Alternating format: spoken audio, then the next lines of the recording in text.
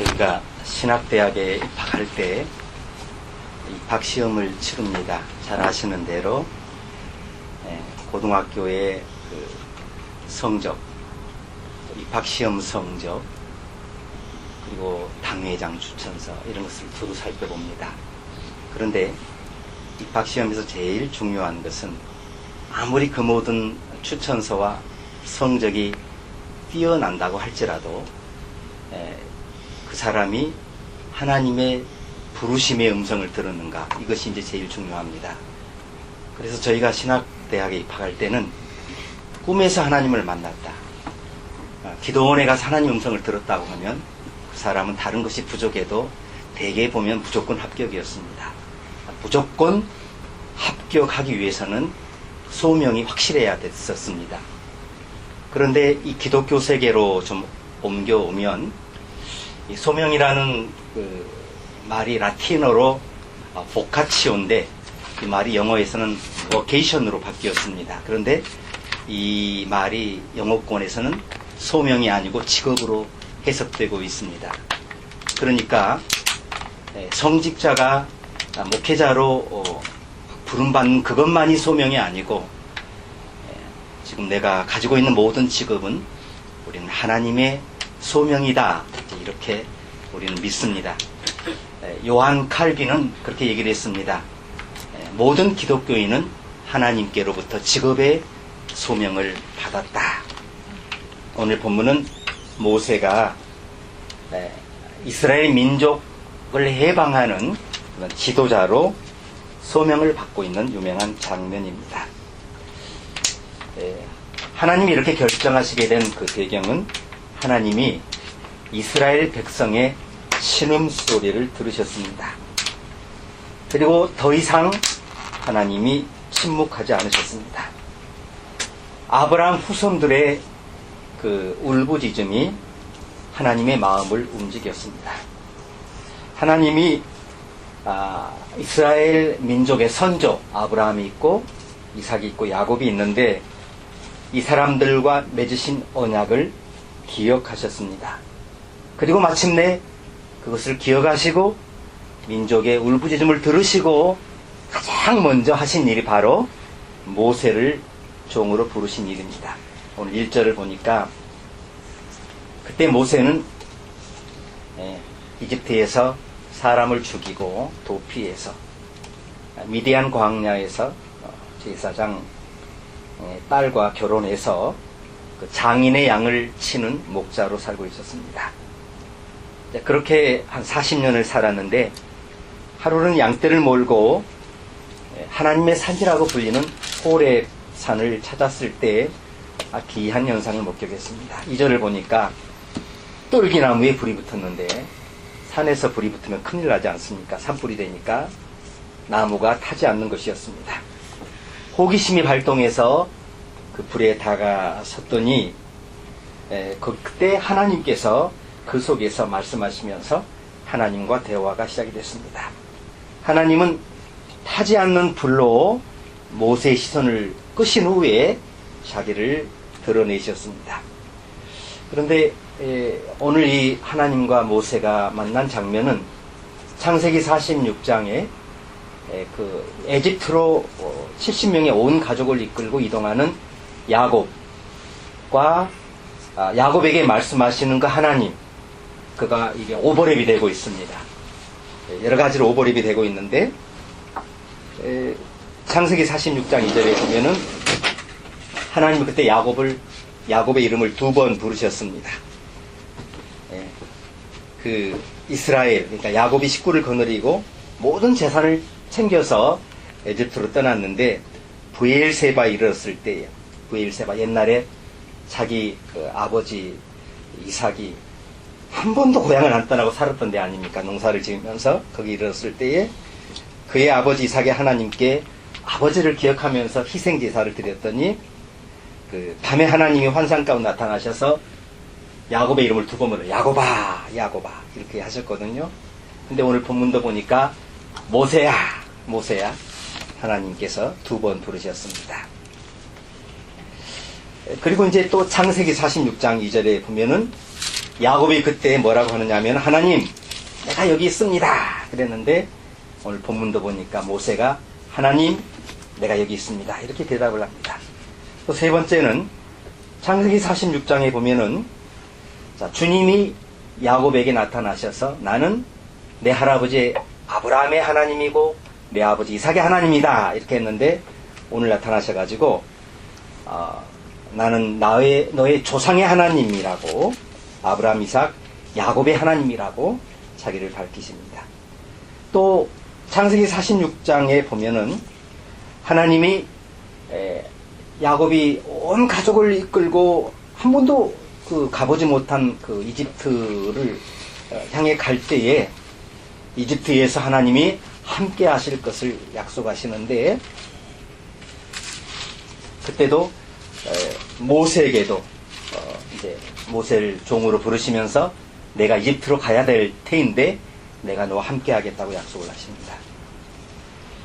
그리고 이제 마지막으로 야곱이 이들과 함께 이집트로 내려가지만 다시 그 후손들을 데리고 가나안 땅으로 인도하실 것을 그때 야곱에게 말씀하셨는데 여기 8절도 보니까 하나님이 모세에게 이제 내가 내려가서 이집트 사람의 소나기에서 구두를 구하여 이 땅으로부터 저 아름답고 넓은 젖과 꿀 흐르는 땅 가나안 사람이 사는 곳 데려가려고 한다. 이끌어낼 것이다. 이렇게 동일하게 하나님께서 나오셔서 하시는 그 계시의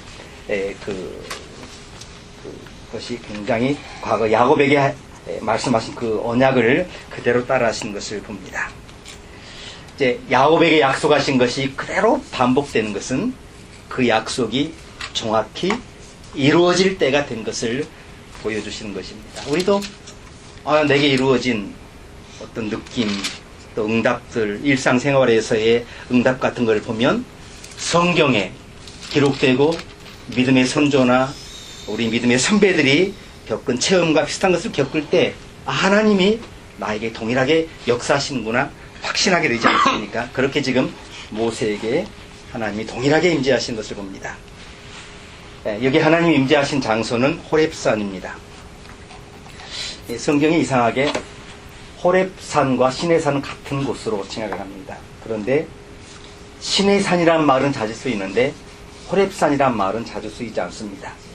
그리고 시내 광야란 말은 많이 쓰이는데 호렙 광야란 말은 거의 지금 쓰지 않고 있습니다.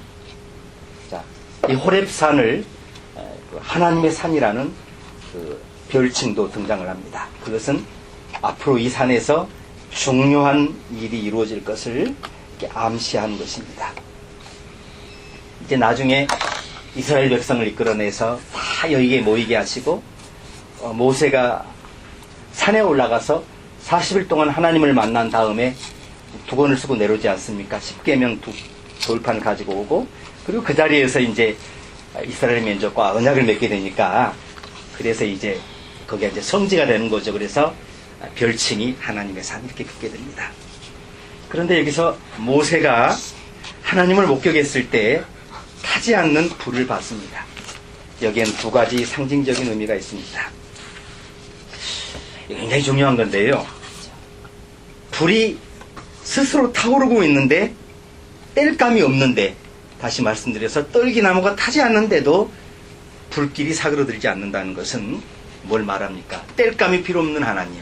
다시 말씀드리면 스스로 존재하시는 하나님의 임재를 상징하고요. 두 번째는 이 꺼지지 않는 불은 그 이집트 사람들의 그 오랜 세월의 박해에도 불구하고 꺼지지 않는 그 민족 그리고 하나님의 약속을 기대하면서 굳건히 살아온 이스라엘 민족을 상징하기도 합니다. 두 가지를 다 상징합니다. 자, 어쨌거나 이 떨기나무 너무 신기해서 모세가 다가가서 4절을 보니까 호기심에 다가갔더니 모세야 모세야 하고 하나님 그를 부르십니다.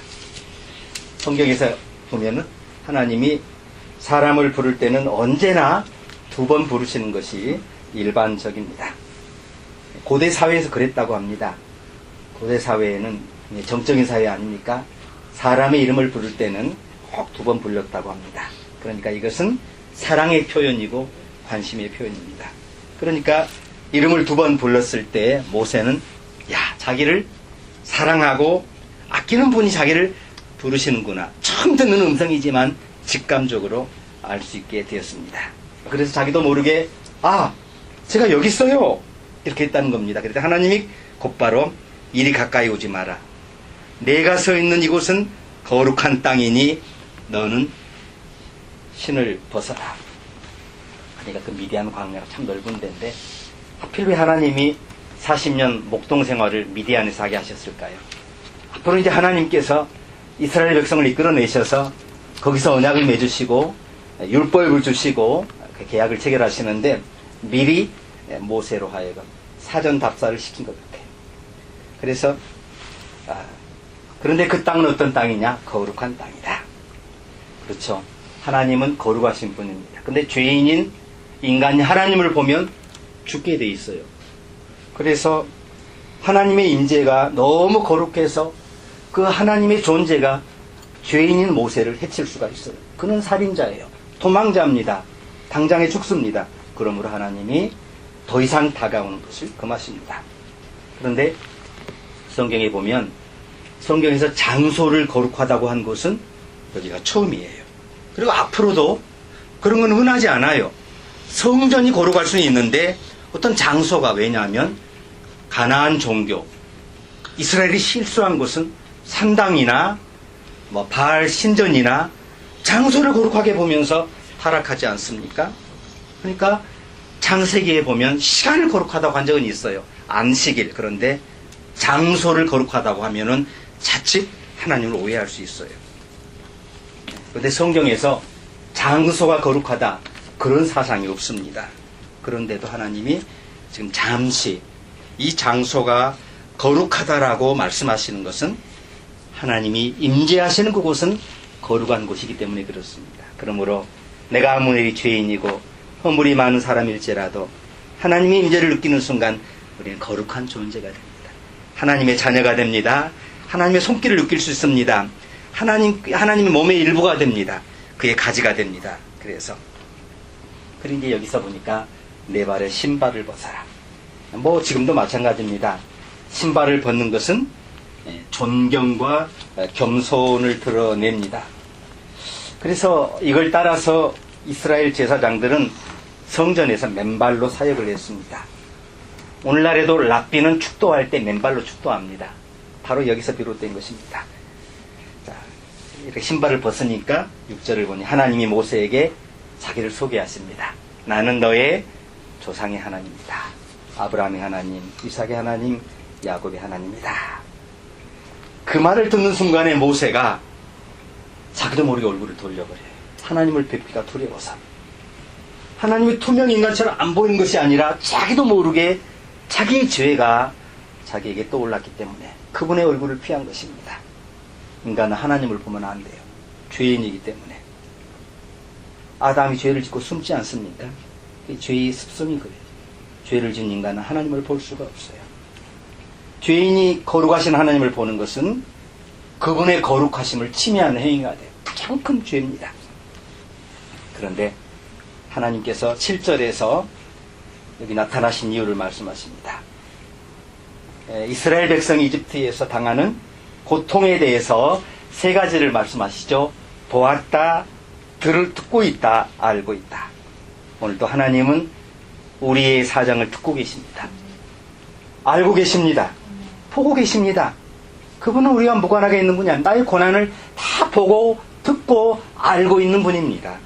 그래서 하나님이 이스라엘 백성의 신음소리를 듣고 그들의 형편을 다 헤아리신 후에 직접 지금 내려오신 것입니다. 여기서 내려오셨다라고 하는 이 말은 그 창세기 10장의 바벨탑 사건 때 하나님이 그 벽돌로 탑을 쌓아서 하나님의 영광에 이르자고 했던 그 바벨의 사람들을 심판하기 위해 내려오셨다라고 할 때 바로 그 동사 같은 단어입니다. 그러니까 하나님께서 내려오신다.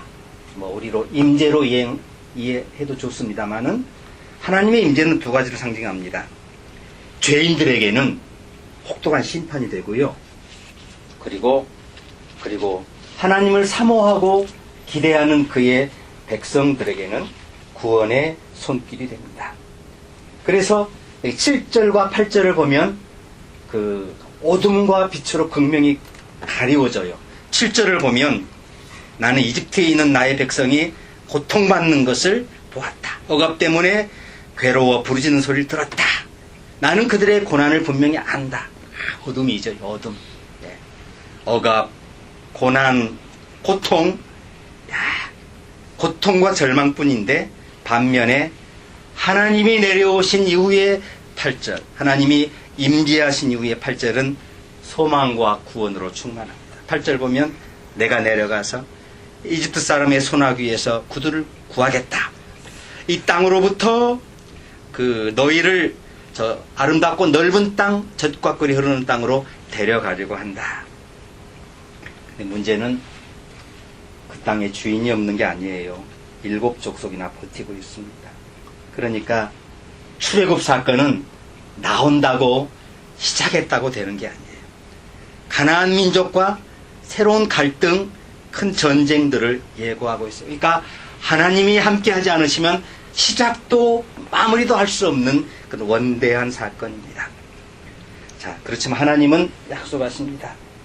이집트 사람들이 이스라엘 사람들에게 씌운 멍에를 하나님은 부수신다, 하신다. 그리고 반드시 선조에게 약속하신 땅으로 인도하실 것이다.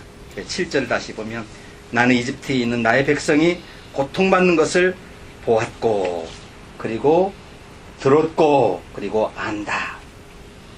여기서 보면은요, 7절을 보면 나는 보았고 나는 들었고 나는 안다. 히브리어 상으로 이렇게 되어 있습니다. 1인칭 단수 나 뭡니까? 구원 사역이 초도 이스라엘 백성이 잘나고 힘을 기르고 이런 게 아니에요. 하나님이 주도적으로 시작하시고 하나님이 먼저 앞서가시며 하시는 그런 사역이 될 것을 말씀합니다. 자, 그리고 이렇게 하나님이 알아듣게 얘기하시는데 사람이 좀 의욕이 없어요. 네, 왜냐하면 40년을 그렇게 살았습니다. 그래서 하나님의 부르심에 응하지 않습니다. 모든 사람들이 하나님의 음성을 들었을 때 주여 내가 여기 있습니다. 나를 보내소서. 그런 일은 정말 드문 일입니다. 사실은 저 자신도 그렇습니다만은 생소한 부르심, 이게 그런 고난의 과정을 겪는 부르심인데 대답하기가 쉽지 않습니다. 자기가 추구했던 거 다 버려야 돼요. 꺾어야 돼요. 찢어져야 돼요. 포기해야 돼요. 그게 쉬운 일입니까? 모세는 하나님이 알아듣게 얘기하는데도 5차례나 하나님 말씀 부르시는데도 응하지 않습니다. 이것은 현대적인 시각에서 보면 모세는 디프레션을 앓고 있는 우울증, 어쩌면 공황장애가 있는 것 같아요. 자신감을 상실하고 자기가 아무것도 할 수 없는 사람이라고, 애굽의 교육을 40년이나 받은 애굽 바로왕의 손자, 공주의 딸인데도 아들이 살았으면서도 자포자기에 빠져 있어요. 40년 전을 돌아보면 이게 비교가 되면 이 사람이 원래 이런 사람이 아니죠. 그때 모세는 자신만만했어요. 너무 의기양양했어요. 나중에 애굽의 바로왕에게 버림받고 자기 민족에게도 보이콧도 당하고 그리고 광야 생활에 아무도 안 만나고 40년 동안 세상과 담을 쌓고 살아왔으니 그런데도 하나님이 80년 만에 자기를 태어나서 80년 부르셨다고 하니까 도저히 자기는 그런 일을 감당할 사람이 되지 못한다라고 그는 판단하고 있습니다. 왜 이렇게 되느냐? 모세가 하는 말을 가만히 보면 이 사람은 시선이 과거로 가 있어요. 그냥 자기는 과거만을 돌아봐요. 과거의 경험에 의존해요. 그래서 자기는 과거의 일들이 이 사람의 발목을 붙잡고 있어요. 그래서 과거가 이 사람을 아무것도 못하게 만들고 있어요. 반면에 본문의 하나님의 말씀은 미래지향적이에요. 하나님은 과거를 전혀 들추시지 않으세요. 과거를 전혀 인용도 하지도 않으세요. 하나님은 모세가 앞으로 할 일, 앞으로 이루실 것만을 말씀하고 있어요. 그러니까 서로 바라보는 시선이 달라요. 하나님이 이쪽을 보시면서 너는 할 수 있다. 내가 이스라엘 백성을 구원할 것이다. 이끌어낼 것이다. 하는데 모세는 딴 쪽을 쳐다보면서 나는 할 수 없어요. 나는 그런 사람이 못 돼요. 인물이 못 돼요. 이렇게 서로 대화가 엇갈릴 때 12절을 보니까 하나님이 결론적으로 이르시되, 오늘 만지박절이죠. 내가 반드시 너와 함께 하리라. 하나님의 임마누엘, 함께 하심을 약속하십니다. 반드시 함께 하는데, 그러면서 징표를, 사인을 주세요. 구원의 징표. 그것이 뭐냐면 12절에 나오죠. 너희가 이 산에서 하나님을 섬기리라. 무슨 말입니까? 이스라엘 사람들 다 끄집어내서 이 산으로 인도해가지고 십계명 돌판을 받고 여기서 하나님과 언약을 맺는 그것을 사인으로 미리 모세에게 주십니다. 그러니까 이 사인은 믿음이 없으면 못 봐요. 그 사인을 봐야 그래야 징표가 돼요. 이적이 돼요. 기적이 힘을 발휘합니다. 성경에 보면 하나님이 우리를 진지하게 부르시고 미션을 주실 때 그는 한 번만 부르지 않습니다. 항상 두 번 부르십니다. 대개 보면 우리 다 두 번 부름받은 사람입니다. 한 번 부르셨어요. 그런데 잘못 알아듣고 거역하다가 실패하고 오랜 생활 떠돌다가 다시 와서 음성을 깨닫고 듣고 결단하고 다시 그러지 말아야지. 그래서 이렇게 하나님 앞에 이렇게 순종하게 된 그런 인생이라고 생각을 합니다. 그래서 성경에 보면 아브라함을 부르실 때도 두 번 부르세요. 사무엘을 부르실 때도 두 번 부르세요. 그렇게 우리 인생의 연약함을 하나님이 알고 계세요. 그래서 우리도 이 하나님의 그 성품을 생각한다면 내게 잘못한 사람 절대로 한 번만으로 판단하지 마요. 내게 못한 사람 좀 더 봐야 돼요. 내게 순간적으로 이런 반응을 보인 사람의 속마음은 다시 한 시간이 지나고 나서야 속마음이 드러나요. 기다려줘야 돼요. 이것이 하나님의 마음인데 그 성품을 또 우리가 배울 수 있기를 바랍니다. 그래서 우리가 이제 소명을 받았을 때는 모세처럼 어떻게 해야 되겠습니까? 주님, 내가 여기 있습니다. 일단 대답부터 하고 보면 됩니다. 그것이 시작입니다. 그러니까 일단 대답하고 나면 하나님의 사역은 시작돼요. 지금 내게 내 믿음의 상태를 아세요. 큰 믿음을 요구하지도 않아요. 일단 시작을 선언하고 나면 그 다음은 하나님이 함께 하시면서 기적의 징표를 이루실 것입니다. 책임을 영어로 뭐라고 합니까? 다니엘 학교에서 가장 많이 받는 게 뭐예요? kind도 한 번 받고 respect도 두 번. respect는 한 번 받았어요? 5번. 5번. 어른옷. 근데 responsibility는 몇 번 받았어요? 한 50번. 50번 받았어요. 와. responsibility가 뭐예요? response가 뭐예요? 응답이죠. 그 다음에 ability, 능력이죠. 그러니까 responsibility는 뭐냐면 하나님이 우리를 부르실 때 아주 진실하게 반응하는 것이에요. 그것이 responsibility. 그래서 진실하게 하나님께 예, 제가 저기 있습니다. 반응하면 하나님이 뭡니까? 징표를 주신다. 수행할 능력을 주신다. 권능을 주신다. 물질을 주신다. 찬물을 붙여주신다. 지혜를 주신다. 사람을 주신다는 겁니다. 그래서 이 소명에 응답하는 순간부터 어떻게 됩니까? 오늘 본문을 적용하면 내가 서 있는 이 장소는 성지가 됩니다. 나 혼자만 소명받는 자리가 아닙니다. 이제 수많은 줄기 나를 통한 엄청난 열방이, 민족이 구원받는 자리가 되는 것입니다. 자, 거기서부터 출애굽이 시작이 되는 것입니다. 이 출애굽을 우리의 소명 가운데 다시 한번 확인하실 수 있기를 주의 이름으로 축원합니다.